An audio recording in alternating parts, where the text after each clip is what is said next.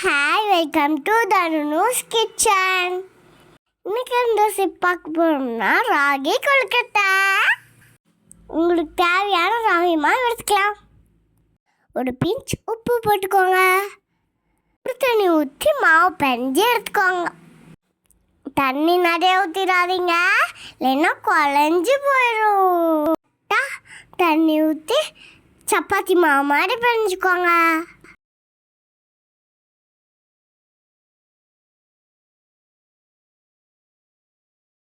அவ்வளோதான், மாவு ரெடி ஆயிடுச்சு. இது பூர்ணம் ரெடி பண்ணலாம். மிக்ஸி ஜாரில் தேங்காய், பொட்டுக்கடல, நாட்டு சக்கரை இதெல்லாம் சேர்த்து அரைச்சி எடுத்துக்கோங்க.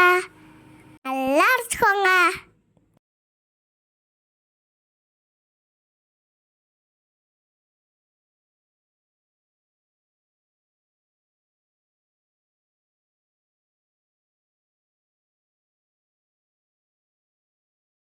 ஒரு வாழை எடுத்து நல்லா தடவிக்கோங்க. பெஞ்சு வச்ச மாவை ரவுண்டாக வச்சு தட்டுங்க. தட்டினதுக்கப்புறம் பூரணத்தை உள்ள வைங்க. பூரணத்தை ரவுண்டாக பிடிச்சி உள்ள வைங்க.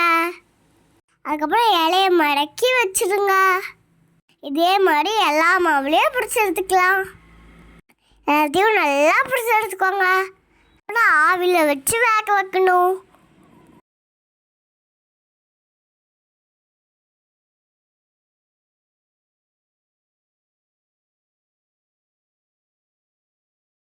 இட்லி பானை எடுத்து தண்ணி ஊற்றி வச்சுக்கோங்க. தண்ணி நல்லா கொதிச்சிடும். நம்ம செஞ்சு வச்சோமில்ல, அதை எடுத்து உள்ள வச்சுக்கோங்க. எவ்வளோ வைக்க முடியுமோ அவ்வளோ வச்சு க்ளோஸ் பண்ணிடுங்க. மணம் வச்சு வேக வைங்க. அவ்வளோதான், வெந்துடுச்சு. உங்கள் ரெசிபி வீட்டில் செஞ்சு பார்த்து மறக்காமல் கமெண்ட் பண்ணுங்கள். ஓகே சுட்டீஸ், கொழுக்கட்டை ரெடி. வாங்க சாப்பிடலாம். டாடா பாய். லைக் பண்ணுங்க, கமெண்ட் பண்ணுங்க, மறக்காம சப்ஸ்கிரைப் பண்ணுங்க. பாய் சுட்டீஸ். தேங்க்ஸ் ஃபார் வாட்சிங்.